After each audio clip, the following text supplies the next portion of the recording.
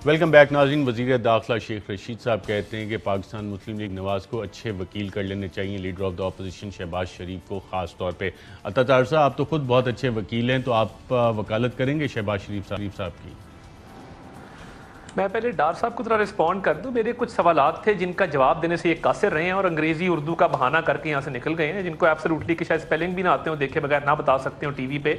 वो आज मुझे कह रहे हैं कि जी हम वो अंग्रेजी में था आपको उर्दू में डब करा के देंगे। आप बिल्कुल you haven't been able to justify anything.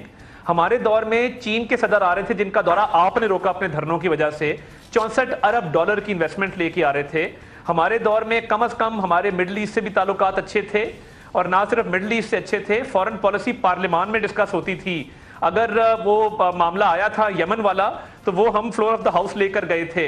हमारे दौर में कम अज कम अमेरिका के साथ बाकी तमाम ममालिक के साथ एक बराबरी की सतह पे बात होती थी। आपके आधे लोग फोन उठाते नहीं और आधे आपको फोन करते नहीं है, तो इसलिए जरा थोड़ी अपने रिकॉर्ड की दुरुस्तगी कर लीजिएगा। और मेरा ये मानना है कि पब्लिक मनी के स्कैंडल्स की अगर बात आती है तो जितने अरबों रुपए के स्कैंडल्स इस दौरे हुकूमत में आए हैं पाकिस्तान की तारीख में नहीं आए। आज ही मैंने एक प्रेस कॉन्फ्रेंस की है, इधर जहां मैं बैठा हूं चंद मील के फासले पे एक वॉल्टन एयरपोर्ट है, सेकंड वर्ल्ड वॉर के हवाले से खासा मशहूर एयरपोर्ट है, 1940s में ये रेजिडेंट से लिया गया था। इमरान खान साहब अपने दोस्तों को वहां पे 400 अरब की जमीन से नवाज के ठेके दे रहे हैं और उन्होंने उसको सेंट्रल बिजनेस डिस्ट्रिक्ट डिक्लेयर कर दिया है। प्राइम मिनिस्टर का क्या ताल्लुक है इधर की जमीन के साथ, तो ये मैं आने वाले वक्त में ये भी बताऊंगा। और अगर आप इजाजत दें तो एलएनजी पे थोड़ी सी बात अभी कर लूं ताकि बता दूं कि ये जी महंगी तरीन एलएनजी हुकूमत खरीद रही है। जी अरशद साहब, मई 2020 से जुलाई 2020 आपको पता है कि इंटरनेशनल मार्केट में $4 पर यूनिट प्राइस थी एलएनजी कार्गोज की MMBTU, और इन्होंने वेट किया और इन्होंने ऑर्डर नहीं किया। और आपको पता है अगस्त में हम एडिशनल कार्गोज क्यों लेते हैं, क्योंकि सर्दियों में गैस की डिमांड ज्यादा होती है।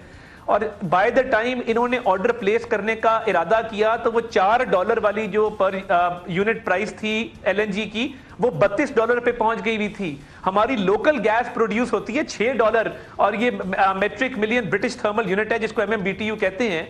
तो ये मुझे समझ नहीं आती कि आपने वेट क्यों किया। और आपको पता है कि अगर तब $4 MMBTU पे आप एलएनजी खरीदते तो आपके 3 साल के लिए सालाना $1 अरब की बचत होती। और नदीम बाबर आज कहां पे है आपने कहीं देखा? सिर साहब मुझे तो नजर नहीं आए।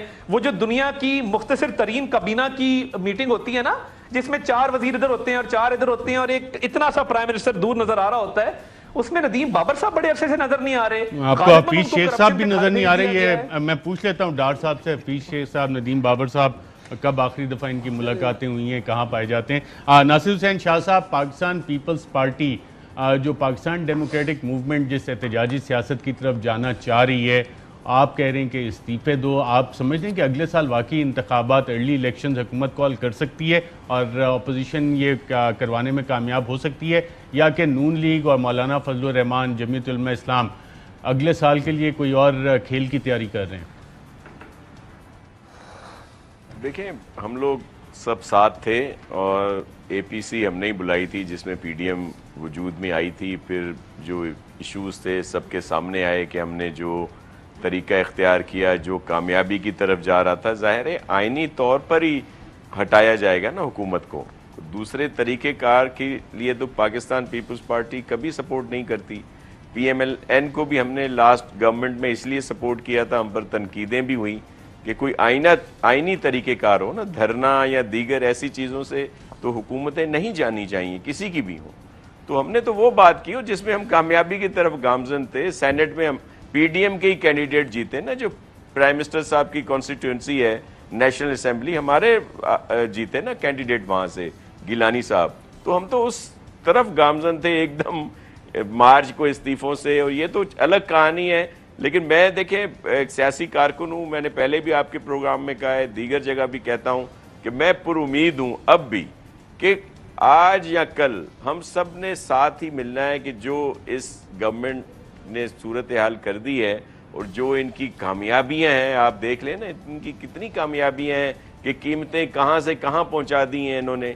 LNG की बात की जा रही थी, ऑयल को भूल गए हम कि जब ऑयल की प्राइसेस पूरी दुनिया में बहुत कम थी तब ना हमने खुद, हमारी गवर्नमेंट ने खुद मंगवाया, बल्कि ऑयल कंपनीज को भी मना कर दिया लेटर लिख के कि जी आप भी ना मंगाएं।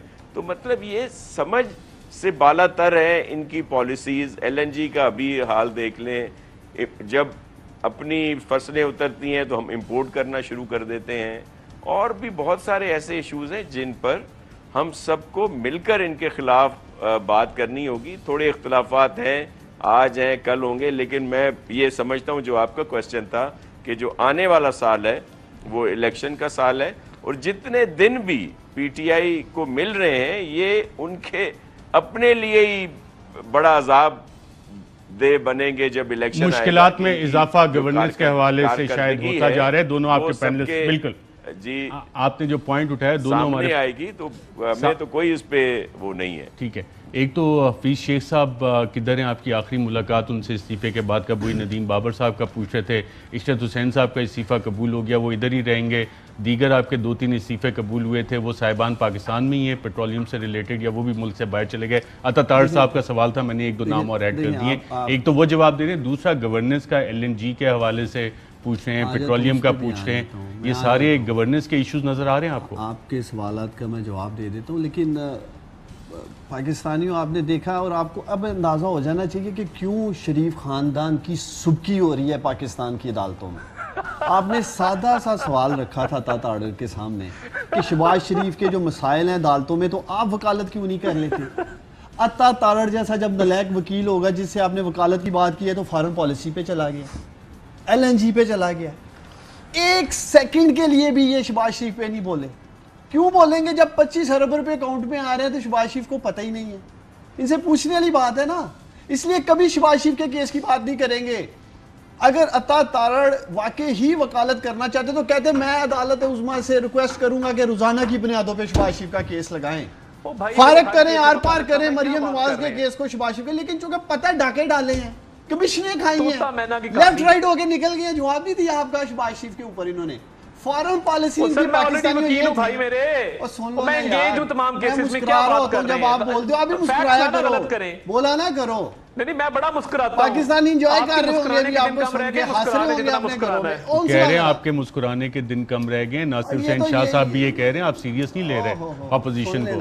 सुन ले, ये मुझे भाषण दे रहे हैं, सुन ले जरा, सीरियसली आपको अता तारड़ मुझे भाषण दे रहा है फॉरेन पॉलिसी पे। 4 साल वजीर इनका फॉरेन मिनिस्टर नहीं था, ये थी इनकी फॉरेन पॉलिसी।